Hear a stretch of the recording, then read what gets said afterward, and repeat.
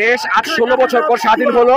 দেশের জনগণ এবং দেশের যারা এখন ছাত্র সমাজ থেকে শুরু করে যারা আছে তারা সবাই একত্রতা এবং সংহতি প্রকাশ করেছে এবং এই আন্দোলন এবং এই স্বাধীনতা আমরা পুনরায় দেখলাম। আমাদের বাবা এবং আমাদের দাদা যারা ছিল তারা আমাদেরকে স্বাধীনতার গল্প শুনেছে। আমরা কখনো স্বাধীনতার গল্প শুনেছি দেখি নাই। আজকে আমরা স্বাধীনতার উল্লাস কি সেটা আমরা দেখে নিলাম, আমরা আবার দেখলাম এবং আমরা এখন ছাত্র সমাজ যারা আছি তারা আমরা চেষ্টা করব পুনরায় একটি সুসংগত বাংলাদেশ গঠন করার জন্য, যে বাংলাদেশে কোনো অন্যায় থাকবে না, ন্যায়ের বিচার থাকবে।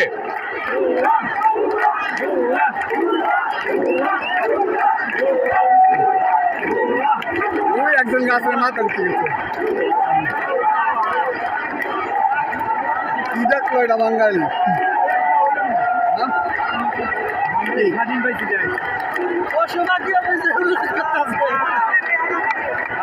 সরকারের পাওয়া গোলাম মিডিয়া গুলো কই গেল? তাছাড়া গোলামরা থাকবো আমগুলো